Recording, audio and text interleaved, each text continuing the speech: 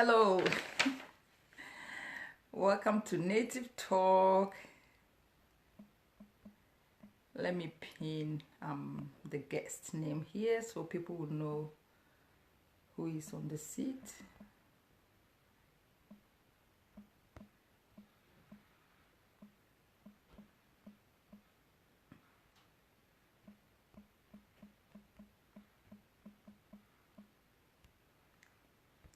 Okay. All right, Zamen. Yes, we can see you. Thank you for being here. All right, so viewers, thank you for being here today, wherever you are. It's in the morning in Australia and nighttime in the USA, and wherever you are, good morning, good afternoon, good evening, and welcome to the biggest platform in the whole wide world, Native TV, and now the program is Native Talk. So today our guest, all the way from the United States, she's an Iraqi American who was forced, from her country to the refugee camp, and now she has resettled in America. She's studying to become a psychologist. Actually, she's a PhD student in America, and she's studying to become a psychologist. And aside all her responsibility, this lady is advocating for social justice. So Zamen is here.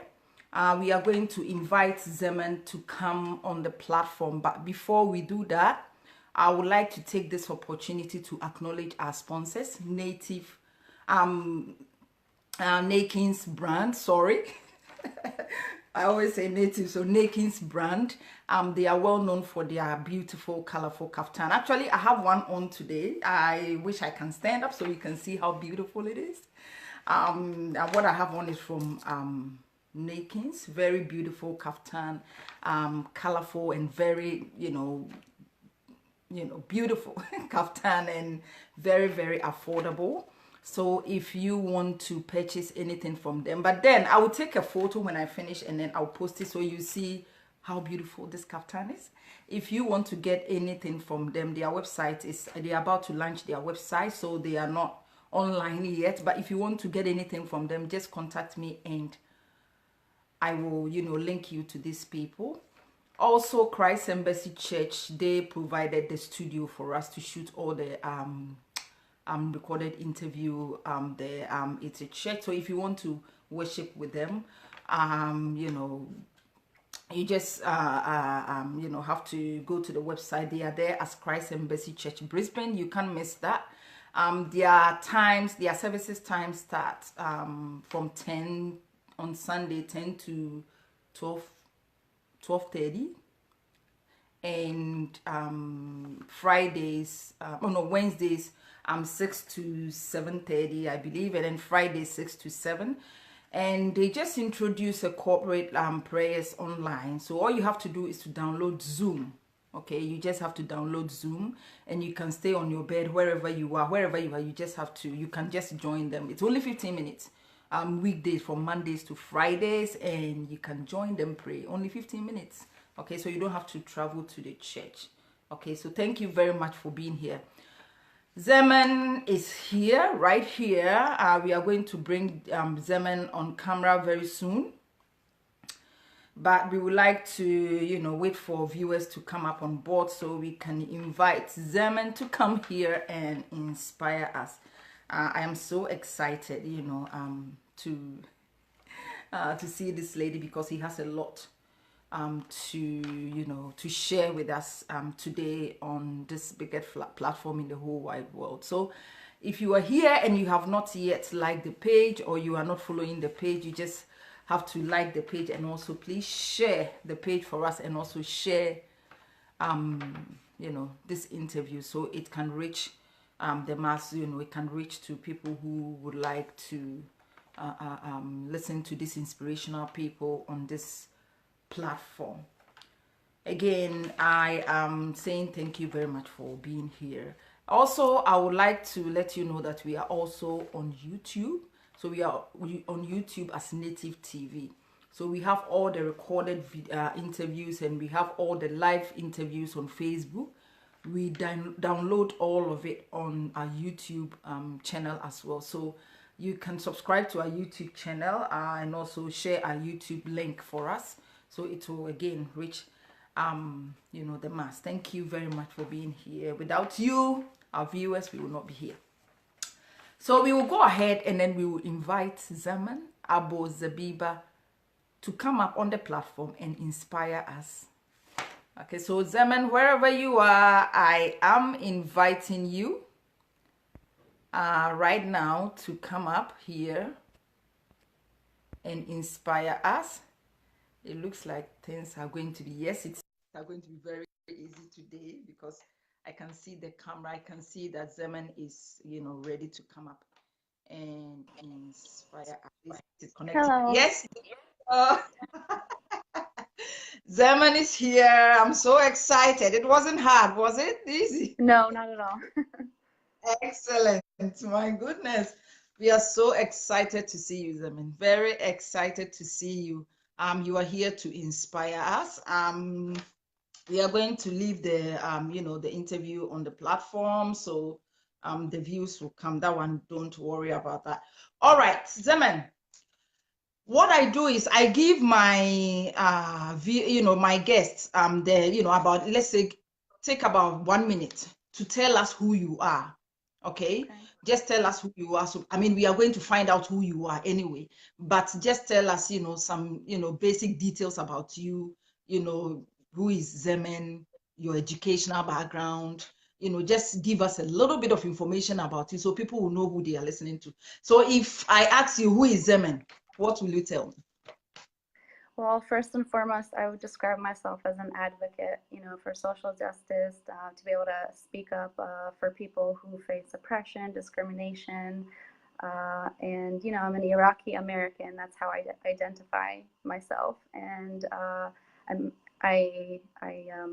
in a psychology program right now, so I'm studying to become a future psychologist, and with my work, I hope to be able to continue to advocate and to be able to provide myself with a bigger platform to be able to advocate for social justice and to work with the population that I essentially would like to work with. Oh, thank you, Zamen. There are viewers here. Please, viewers, I would like to encourage you to comment. If you have any questions that you want to ask Zamen, you just have to comment, and we are going to read the questions to, Zamen, so Zamen can answer your questions. Okay, so put all your comments down below, and we are going to read it at some stage. All right, Zamen, let's start from here.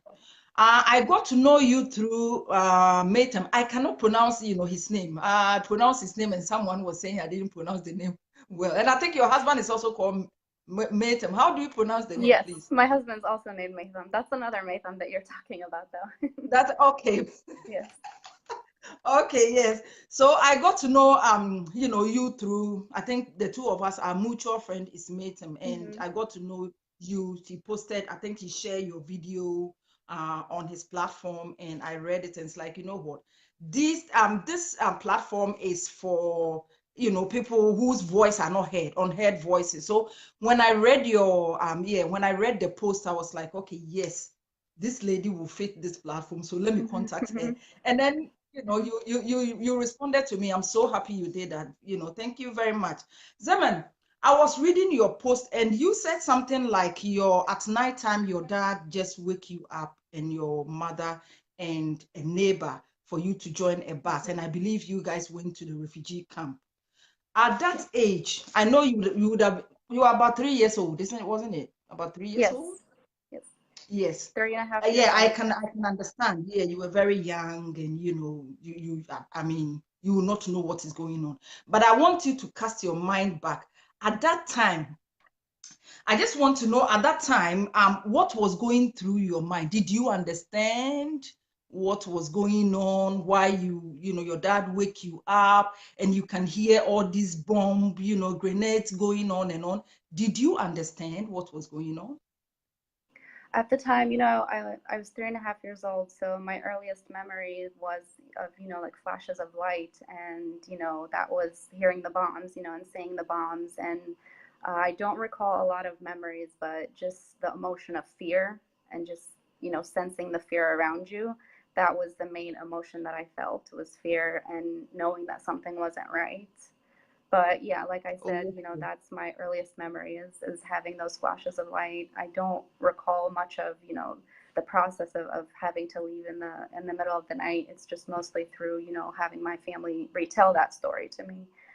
What I mostly remember is, living in the refugee camp after, settling there. okay.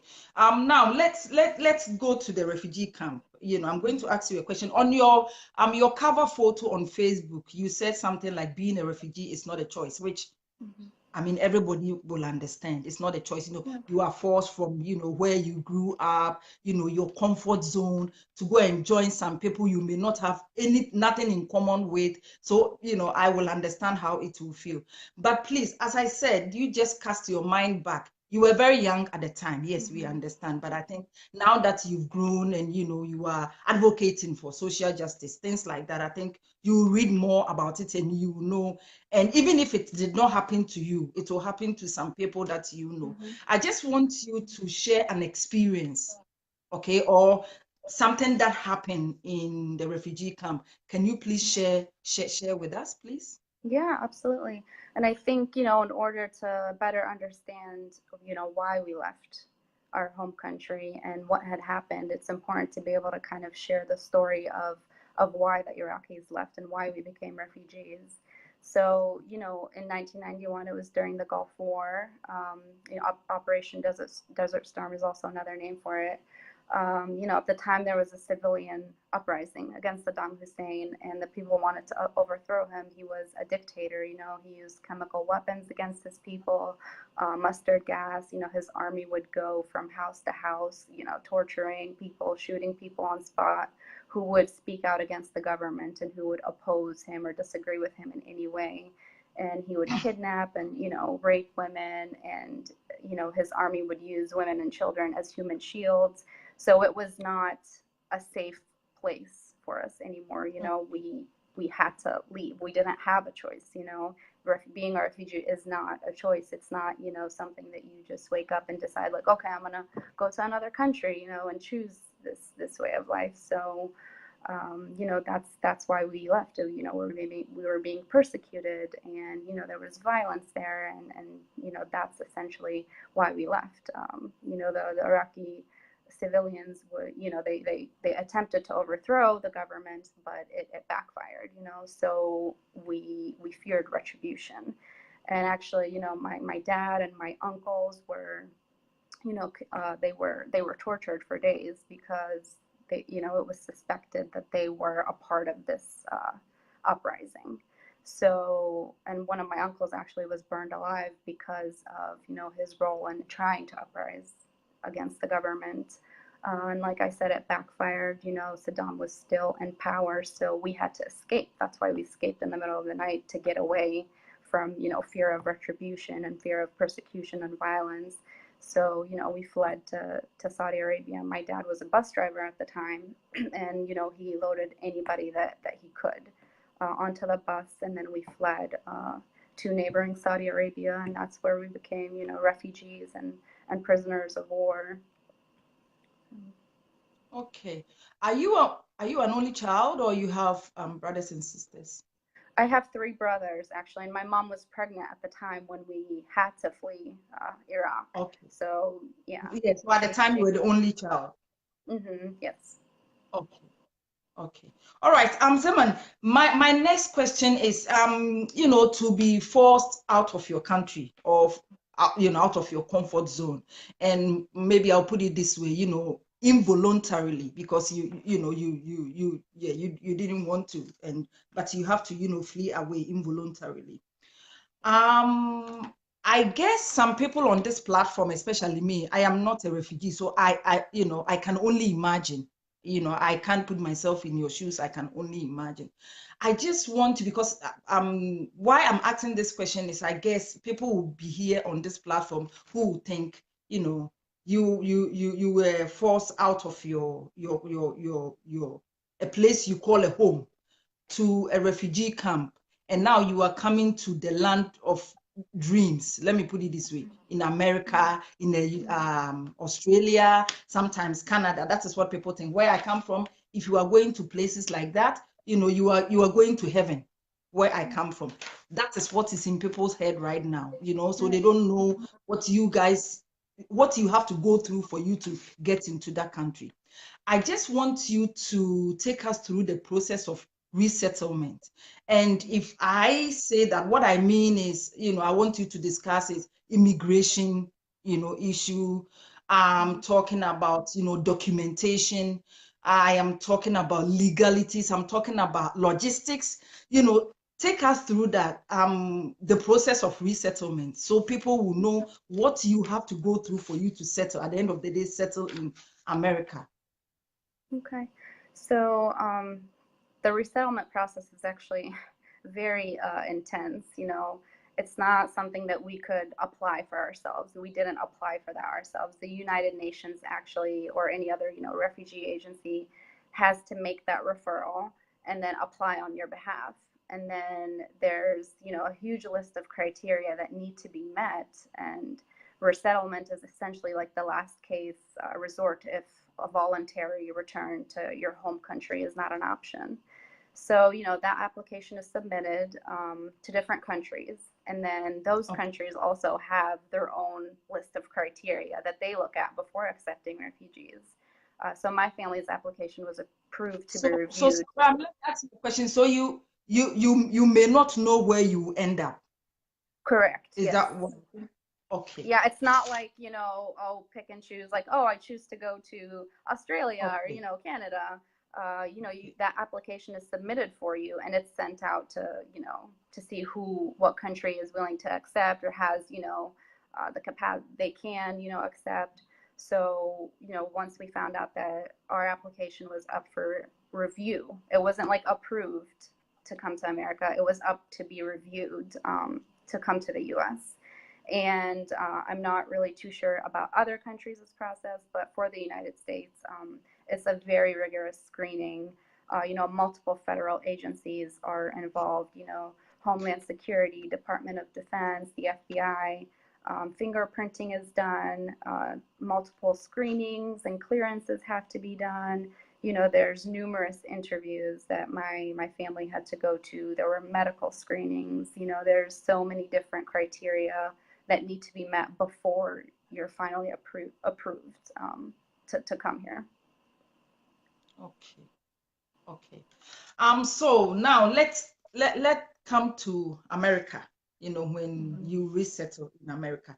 Now, as a young girl, only 6 years old. Yes, we understand you were very young. When you settled in the United States. My question is, at that age, new country, new tradition, new public culture, different way of life, different food, everything is different. I migrated from Ghana. I'm a Ghanaian, and I came here about 15 years ago. And I understand, because I just migrated. Me and my husband, we migrated with 3 boys, and we came here. Everything was different: food, culture, way of life, everything was different. I just want to ask you, how did you fit in your community or in your society like that? How did you fit in? Just cast your mind back and discuss it with us here. Well, when we first got approved, it was to come to Albuquerque, New Mexico, and it was very diverse and community. There were so many different races and nationalities there. I was surrounded by a very eclectic group of people. So that was growing up that way with all that multiculturalism and diversity was it was nice. It was I felt it was a very welcoming community. Were there Muslims around? There were, yes, there were people that you have something in common with. Okay. And I think when a part of the resettlement process is they look at different cities that have like Muslim communities or Arab communities to make it a little bit easier for the people resettling there. Okay. Let me, go back to the viewers. All right, viewers, if you are listening to us, thank you for being here.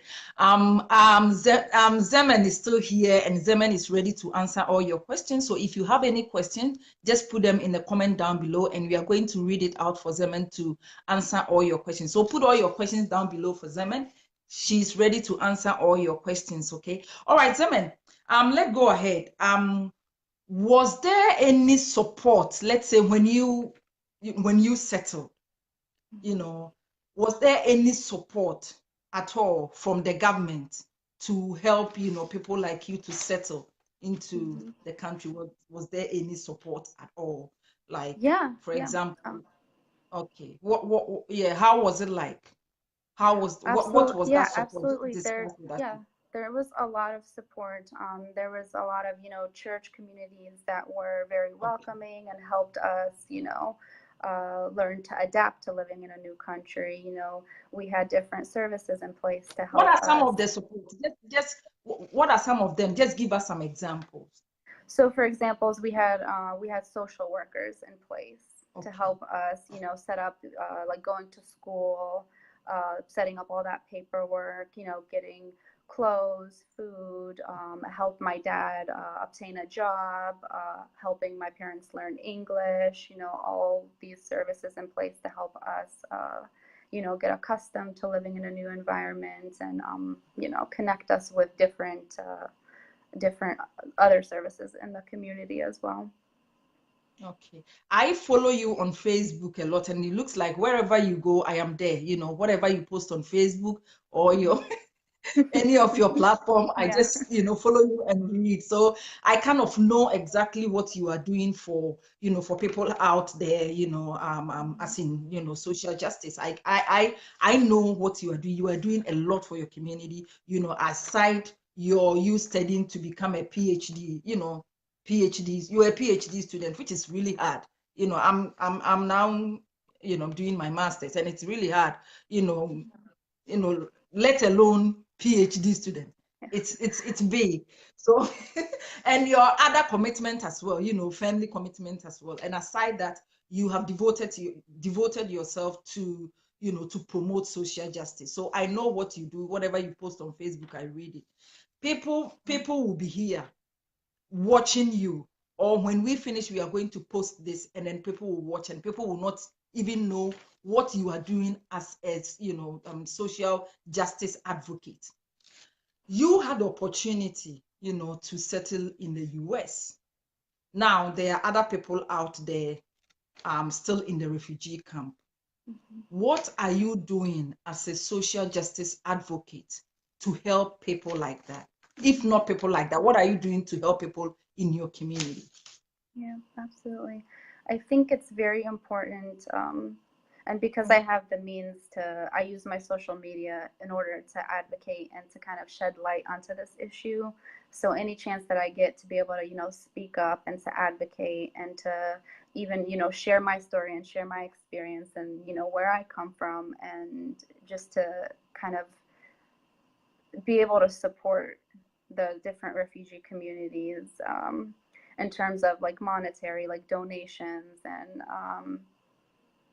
and even with my research right now that I'm doing as a doctoral student, it focuses on the refugee community, and being able to do all of these things is helping me to advocate, and I still would like to do more, and raise awareness, and any marches, or peaceful demonstrations in the community, that I try to attend as many as I can in order to be able to speak out and just advocate. Oh, for your people. Thank you very much, Zeman. You were doing a whole lot for your community, and I'm so proud of you. All right, viewers, again, I will ask you to put all your comment down below, and you can still comment, after the live video, and we will get Zaman to, respond to you. Anyway, if you comment and we are not, the live video is over, I think Zeman will get a notification because he's part of this video, and Zeman will be very, happy to come and answer to all your questions. Please comment and also share this video for us so it will reach the mass. So, people will get access to this platform as well. And also you can share the platform for us. Okay. All right, Zemen, let's continue. I'm having fun here. Um, from Iraq, and then you resettle in the United States. You were very young. So to me, your accent and everything, it sounds like an American to me. Like, you have this, this cute, cool, accent, an American accent. Yeah. So what Yeah. has resettlement done for you? What Okay. what Well, has it done for you as a person? Yeah. yeah. And, like you were talking about earlier, about, once we heard that we were gonna resettle in the United States, we were so happy because this is, where people come to live their American dream and, to be able to, build a future and to have success. And that's what my dad wanted for the family. He wanted us to be able to, have that chance, have those opportunities. And that's exactly what I got here. I consider myself an Iraqi American. That's a part of my identity, and I'm certainly thankful for all the opportunities that I've had here in my education. And education is very important to me. I'm a first generation college graduate. So to be able to kind of get to this milestone of being in this doctoral program, it's very important to my family. And yeah, I'm certainly thankful for the opportunities that I've had here. And I know with the current socio-political climate, it's not as welcoming to refugees as it used to be when I first got here, when I first came here. So. If you say that, what do you mean by that? Can you please explain that to us? You said it is not as welcoming as before. What do you mean by that? Mhm.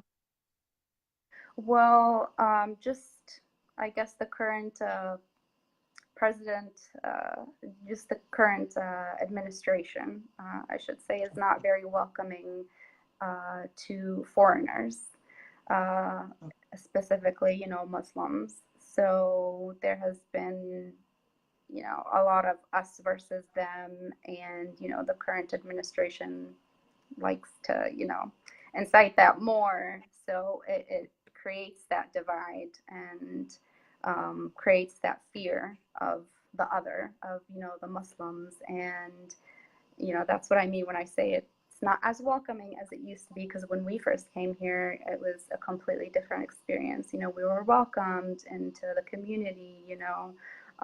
There wasn't fear or outrage in the community about who are these Muslims, who are we letting into the country. Whereas now that's what it is. And then with current you know bills being passed about not letting in people from certain countries, that ban. So that's what I mean when I say it's not as welcoming as it was when we first got here. Okay, I will give you, as I said, I'll give you about 2 minutes for you to pour your heart out, to countries, not American alone, because this is a world platform. So Mm-hmm. many countries are listening to us right now. So I'll give you the opportunity to pour your heart out. Whatever you have to say on this platform, you just have to say, because it will reach, it will go everywhere. Canada, I've got, Canadian viewers here.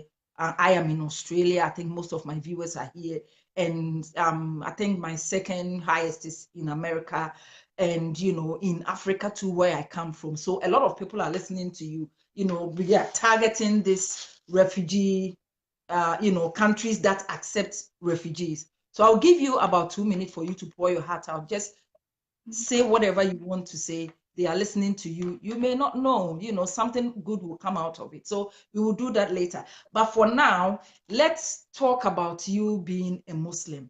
You posted something on Facebook, and I'm going to quote you straight, from word by Okay. word by word. All right.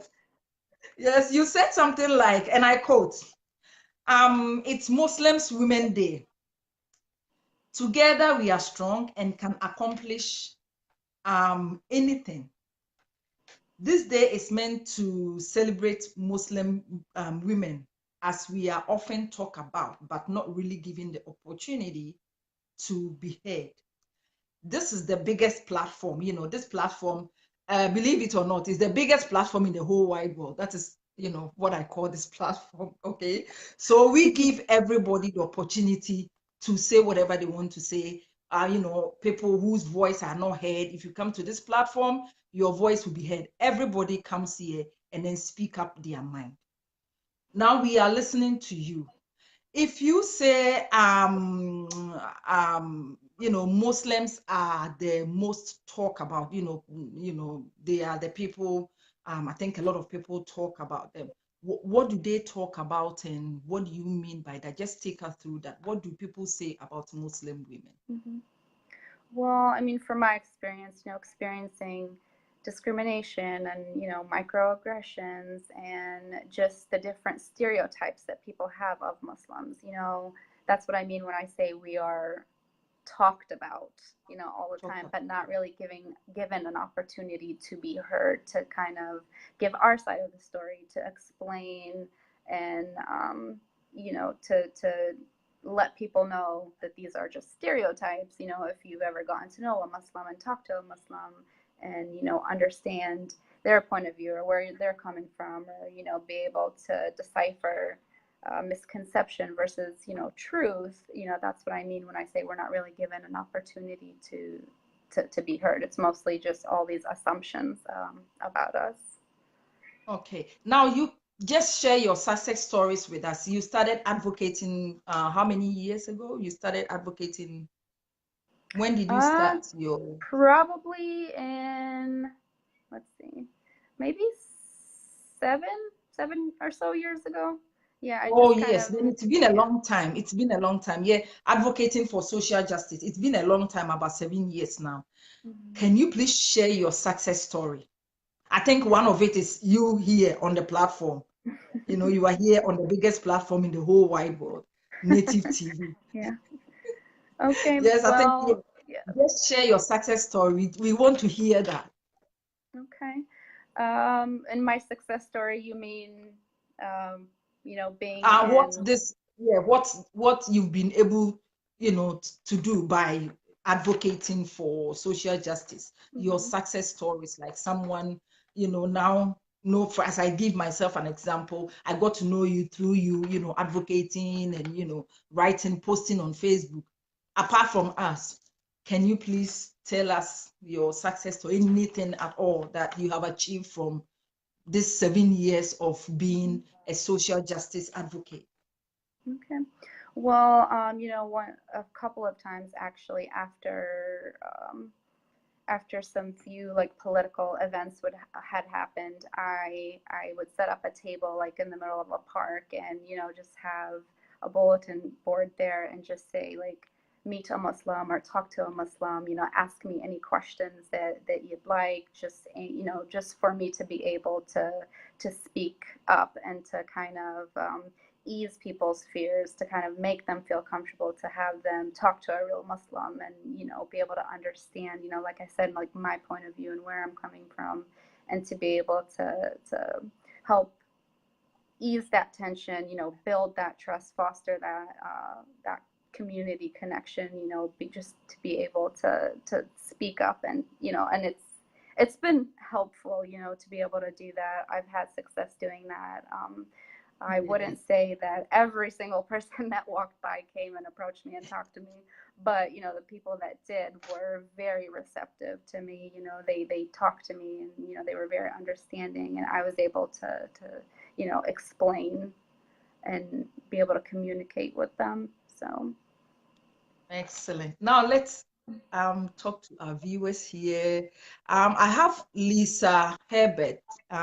She's saying hello to you. I think she's one of your friends. And also Surat Jawi says, great job, Dr. Zamen. And also he said, awesome. I don't know if it's a Surat, it's a male or a female. She said awesome, and then she said, Zamen, absolutely, you are right. So they are kind of, on the same page with you here. All right, Zamen, let's talk about hijab. Mm-hmm. Let's talk about the hijab. Okay. The beautiful. Like to know? I also like it too, but in an African way, it's totally different from, we put it like a head wrap. And Yeah. so I like to do it on. Today I wanted to dress up like you, but I don't think I will know how to, use the Yeah. pins. And I don't want to embarrass myself. So it's like, you know what, don't do it if you don't know how to. Yes, I so let's think you can pull it off. Yeah.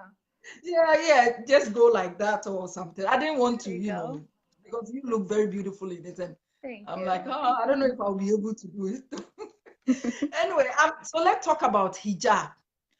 You posted on Facebook and you said something like, you do not condone, some communities are sort of forcing women to put on hijab, and you are not really in favor of that.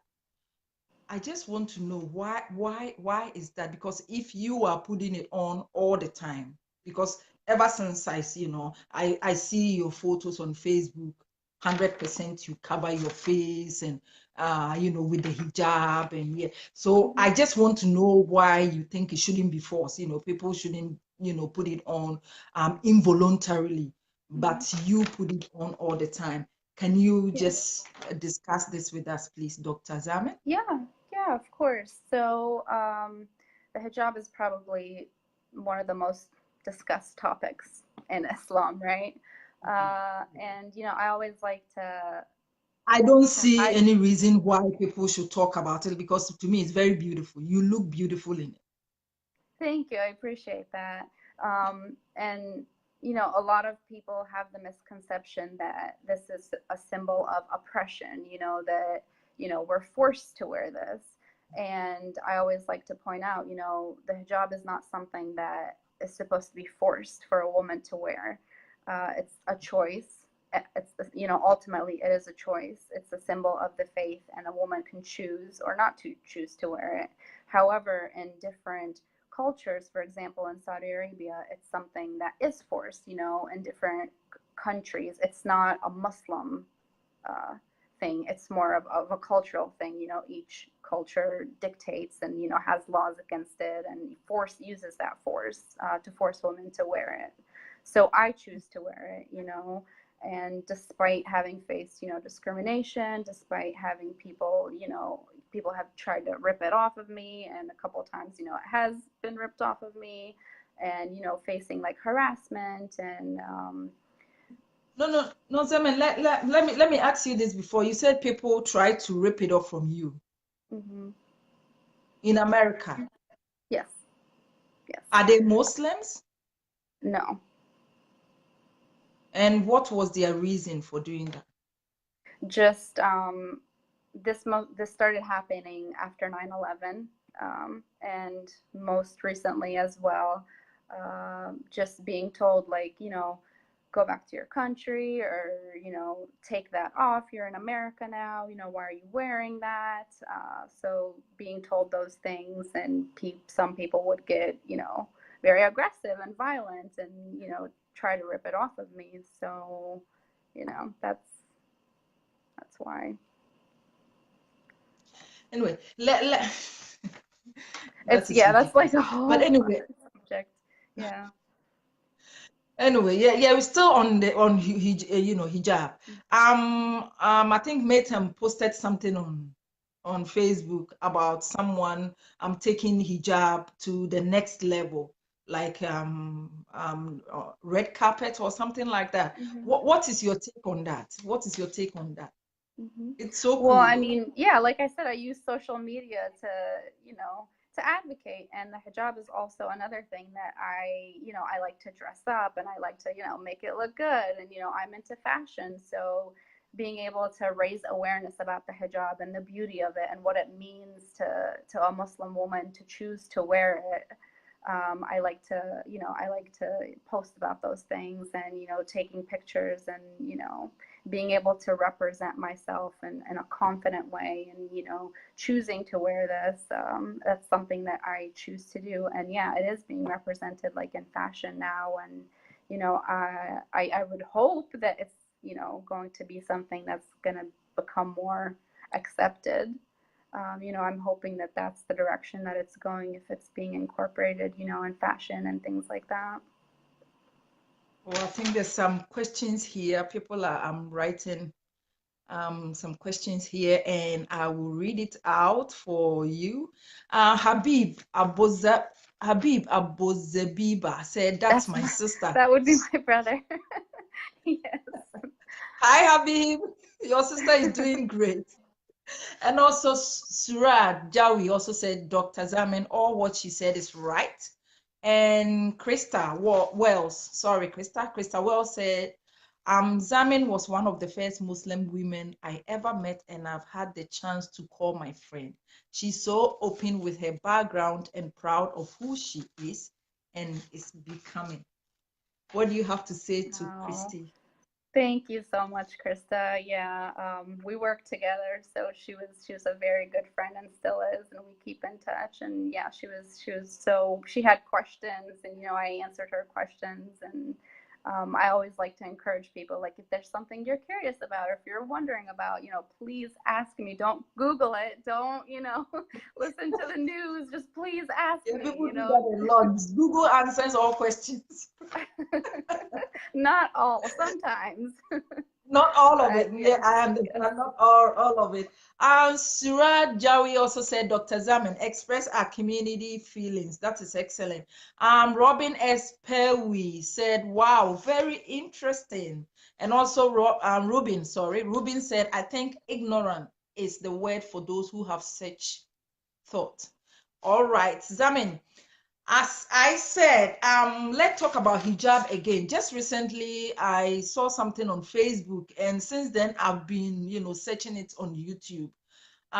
It looks like people are, using the hijab to dress up like, the animated, animation. Yeah, animation. Let's say, for example, I saw this lady who has dressed up like a Princess Fiona, and then she uses the hijab, to dress up, and then the other one did a Rapunzel with the hijab, and also all these animations, movies that we watch. This lady, it's just one lady who is, trying to come up with this, hijab in an animation way. What is your take on that? What do you think? If you hear something like that, what comes to Yeah. your mind? Is it I think, disrespect, or you yeah, think it's I think that's really cool because it's us okay? being represented, and especially like in cartoons, and now there's like Barbie dolls with the hijab on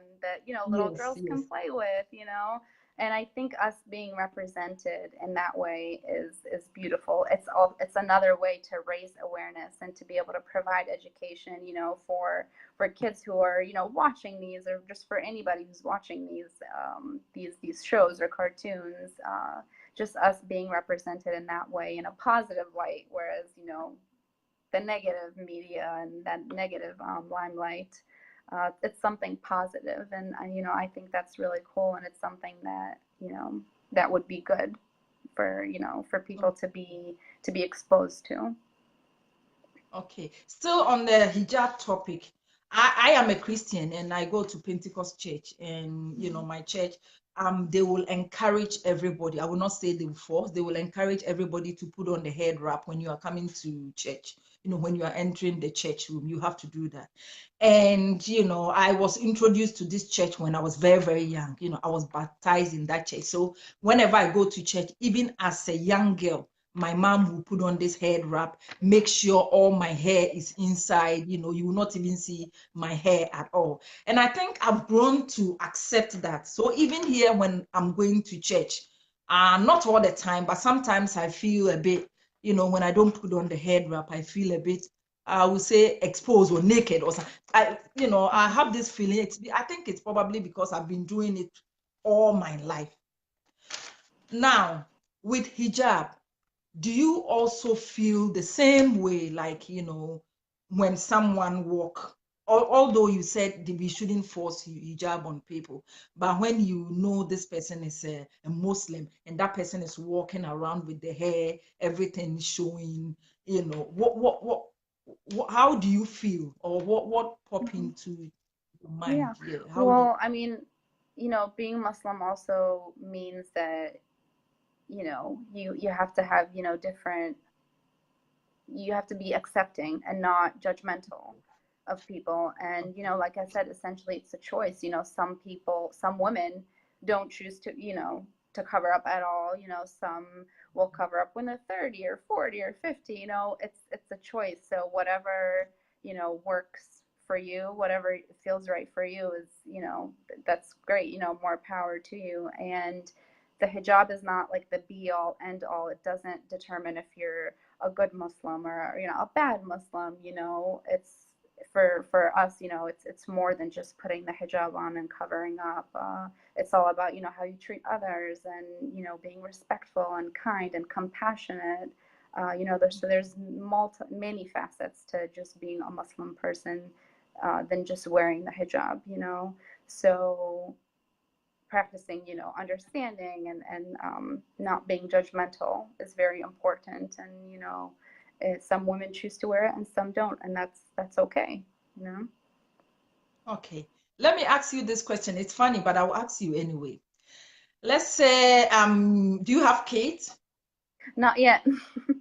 Okay, so you have a beautiful little girl, and then you talk to her about, hijab is not by force. It's I don't have to force you to wear hijab.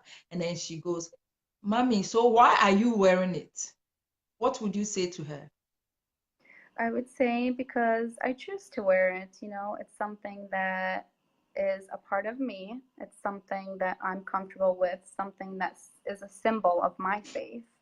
And, you know, that symbol could be different for you. It could be something else. It could be, you know, anything that you want it to be. You don't need to wear this to be like a good Muslim. You know, it's a choice. And if you feel that you're not ready to wear it, or if you don't want to wear it at all, then that's okay. You know, each person has their own, you know, their own values, and they're able to choose for themselves and decide for themselves when they're ready for that, or if they're not ready for that at all. And that's completely okay. Okay, all right. Okay, now I think enough of the hijab. I Okay. think I've asked you what I want to know, about hijab. I was going to ask you, you said a symbol of your faith. I don't know. I was going to ask you a question about a symbol of your faith. As I said, I go to Pentecost, and to me, I'm not going to, impose my beliefs on anybody. But you'll be surprised that, back then in Africa, when someone walked into the church with nothing on, with this long braids, no, nothing is covering the head. To me, it's some kind of disrespect for the God that I'm worshiping. Having said that, I'm not forcing anyone to put on a head wrap. That is the feeling. That is how I feel, because that is how I was brought up. So again, we will say it's culture and tradition, what you are brought up. Sometimes it affects the way we think and whatever we do. So as you said, it's a symbol of your faith, and you are going to tell your little girl that, oh, you don't have to, it's a choice. Don't you think, I don't know, should I call it double standard? I don't know. I don't know, because if it's a symbol of your faith, this is a symbol of my faith. If I cover my head, that tells me, it tells me I'm a good, Muslim. And, way it uplifts your spirit. Let me put it this way. Yeah. But you are telling your brother that it is not. I don't know. Yeah. Can you discuss When that I a say little bit? symbol of the faith, what I mean is that I'm visibly religious, you know, when I cover up. Okay. People automatically know, like, okay, that's a Muslim woman, you know, that's Oh, that's the symbol of the faith for a Muslim woman, you know. But for another Muslim woman to not be covered, you know, oh, no one would be able to know that she's Muslim if she's not wearing the hijab, right? whatever. Yeah. So, you know, that's what I mean when I say it's a symbol of the faith. I'm easily But recognizable for. yeah, but Zaman, you read the Quran, right? Is Correct. it in the Quran women should put on the hijab when they are coming to the mosque, or when they are praying, or it's in the Bible, it's in the Quran To that cover you up, don't yeah. have to cover it up? No, Okay. to cover up when you are, entering a mosque, just to cover up, and then when you are praying, to cover up. Yes. Okay. So it's Okay. it's obligatory to cover up when you are praying, but like I said, essentially it's not something that's meant to be forced on a woman to wear. It has to be like wholeheartedly, with your full heart, you accept this, you want to wear it. It's not something that should be forced, and it's not forced, and that's what it says in the Quran. You cannot force a woman to wear it if she's not ready to wear it. Okay. Okay. I really understand. Okay. Now, yes, we are not talking about the hijab anymore. I think I understand everything I wanted to know about hijab now. Yeah, so let's go back to, you being a refugee and now you resettle in US, let's go back to that. As I said, I'm going to give you 2 minutes for you to pour your heart out. There's a lot of people listening. It is not only America, I'm in Australia, they are Canadians, they are all listening. The other time I was looking at my insight, and I was so surprised, how many people from different countries, they are part of this, biggest platform. So I just want you to pour your heart out, to all these countries as what you want them to do for refugees and people who are back in the, refugee camp who didn't have the opportunity, like people like you have the opportunity to resettle in another country. Just use about 2 minutes, to pour your heart out. And when I say that, what I mean is what the changes that you think will benefit, refugees. And also, I think there's going to be some acknowledgement. I mean, you move from Iraq to US, so you will acknowledge them. I mean, as you said, now you are in the United States, you had opportunity to to study, and now you are way high up, doing your PhD. So just take about 2 minutes to pour your heart out, to, think you are talking to these countries who are accepting refugees into their country. Just think like that. Don't think like you are talking to me. You are talking to these countries who sort of accept refugees. Just pour your heart out to them. Okay. Yeah. So I think it's important to remember that refugees are fleeing violence, they're fleeing persecution, they're seeking safety, the chance to survive, the chance to move forward with their lives. It's not an option to go back to their country. And refugees give back to the community. They're contributing members of society.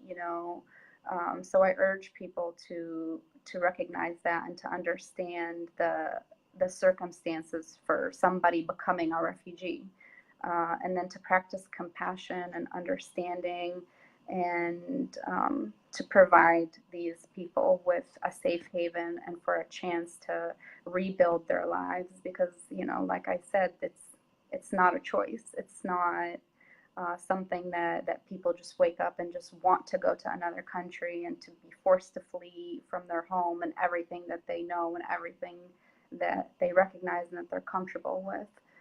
So practicing that compassion and giving these people the opportunity to rebuild a new life, I think is very important. Thank you so much, Zemen, for coming. But yes, there's few comments here I'll read. Robin said, Rubin, SPW. She said, true talk. Yolanda Norton Smart also said, I love this woman moving truth. I love you. That is from Yolanda. And also from Anwar AJ. He said, we love you, Zed.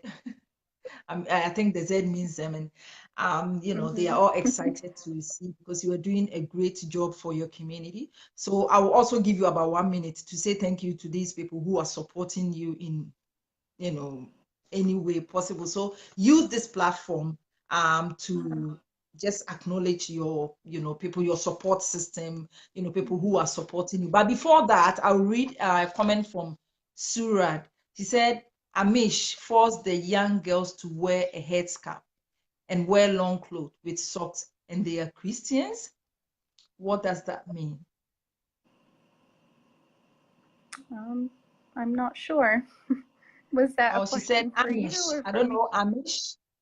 Amish forced the young girls to wear a headscarf and wear long The clothing. Amish So, community, I think that person's talking about. Yeah, oh, I'm okay. not too So, sure. Yeah, about that. okay. So Sorry, that's Siri. not She something says I she's deal not too with. sure. Yes, and then she said something like clothes for opinion is tradition. Okay. Thank you very much, Surid, and everyone for being here. We are so grateful that Zaman came here to inspire us. So Zaman, as I said, just use this platform to acknowledge, your support system, people who are listening to you right now, your family support system. You have family and they are supporting you, and everybody who is making positive impact in your life. Well, I mean, first and foremost, I would like to thank you for, talking with me and giving me the opportunity to share my My story with pleasure. you. And, I feel honored and I just thank you for showing interest in, hearing my story. And I just wanted to express my gratitude. So thank Thank you. you. And Thank thank you, to all my support systems and people who encourage me and tell me to just keep going and to keep talking and to use my voice that somebody somewhere is going to hear and it's going to make a difference. So I would really like to thank all those people, and they know who they are. So being able to continue to speak up and to advocate is something that I hope to keep doing and I want to keep doing, and I wouldn't be able to do it if I didn't have a positive support system. So thank you. Thank you so much for being here. And Yolanda said, thank you, Dr. Zeman. Thank you, viewers, for being here. And let's say thank you to Dr. Zeman for coming here to inspire us. If you want to follow Zeman, Zeman is on Facebook as Zamen Abo-Zebiba. You can, if this video, we are going to post the video up and, his name will be there, her name, sorry. Her name will be there. So you just have to click on the name, just click on it, and then you can just go straight to her page and follow her. She's doing amazingly. She's doing so well for her community with her voice. She is a social justice, she's, trying to advocate for social justice, and she's posting a whole lot. You just love this lady and what she posts out there. She is studying to become a psychologist, PhD level. So I'm so happy for people. I don't know, for some reason I like selfless people who go out of their way and support other people. For some reason, those people they just catch my eye for some reason. And that is why I invited this lady to come and join the platform. And then she is here. She's amazing. I've been talking to her off camera, not here, off camera. She's very responsible. She's very respectful. She's all the time on point. Like whenever you say hello, Zamin, straight away Zamin will just come in and respond to you. So follow Zamin, follow her steps, whatever she's doing. Yes, you need to follow it, and there's a lot going on her page. She's also on Instagram. I believe if you talk to her on Facebook, she'll be able to give you all the links to all her social media. So follow Zamen. You just have to click up there, and there you go to her page. And Maureen Elizabeth said, awesome, Zamen, you go, girl. Thank you, Maureen. Yes, Zamen says thank you to all of you. Thank you very much, Zamen, for coming. Thank you so I am much. I inspired. appreciate it. Yes, I am inspired, and I believe people who are watching you right now, people who are going to watch the video after, they will be inspired as well. Thank you. Keep going, I hope okay? so. More power to you. Thank you so much Thank for coming. you. Thank you so much. Thank you. I appreciate it. Bye. All right, thank you viewers for being here. That was Zamen Abo-Zebiba. She is studying to become a doctor. And aside all her responsibilities and all her commitment, family commitment and all that, she has devoted herself to become a social justice advocate. Just click on the page and then go to her, just click on her name and go to her page, and there's a lot. She's posting a lot there to support her community, to she's posting a lot Yes, thank you, Sarud. We'll do follow her. Yes, you need to follow her because she's, posting a whole lot to support, especially refugees and people who are being racist against, and she's just the voice for unheard voices. I think that is what I would say. Thank you very much for being here. And again, let us acknowledge our sponsors. So what I have here, the kaftan I have on, I said I wish I can stand up for you to see how beautiful it is, but I can't. But I'll put, I will take some photos and post it on my personal page so you know how it is. If you want to get any kaftan from Nakin's brand, just send me a message and I will link you up to them. Their website is about to be launched very soon, but not yet. So they have all the kaftans. So all they can do is to post, take some photos and send you all the photos and all the colors and everything, and whichever one you want, you just choose it and then they will post it to you. If you are in Australia, everywhere in Australia, postage is free. They just post to you for free. Very beautiful, quality, and affordable kaftans. They are called Native Brand. So N-A-T... Sorry, what am I talking about? Nakin's Brand. They are called Nakin's Brand. Okay, so Naykons Brand. Nice and beautiful. Wherever you are, we can post it to you. Okay, it's not expensive. Thank you, Olabisi Adelo. Thank you. Well done. Thank you so much. And also Christ Embassy Church, they gave us the studio for us to shoot all the, recorded interview there. So we like to say a big thank you to Christ Embassy Church. Their worship times are 10 a.m. on Sundays, 6 to 7 on Wednesdays, and then 6 p.m. I think it goes for an hour on Fridays. And also they introduce a corporate prayers on Zoom. So all you have to do is to have your smartphone, and then you can download Zoom. If you want to join this prayers, it's only 15 minutes from Monday to Friday, 9 to 9 p.m. If you want to join it, just contact me and I'll send you the link, or go to their website. You just Google Christ Embassy Church Brisbane, and yes, Christ Embassy Church Brisbane, and then I'll send the link to you so you can follow them and then follow, join their Zoom 15 minutes prayers, which is really good. You don't have to travel to the church. All you need to do is to just have your phone. You can stay in your bed and then join them, join the prayers. Thank you very much for coming here. Yes, Sarud, you love Australia. Okay, you can come and visit. Thank you very much, viewers, for coming here. My name is Nanekuya Boachwa Efifa Afuakwa, and I'll see you again in my next video. Bye.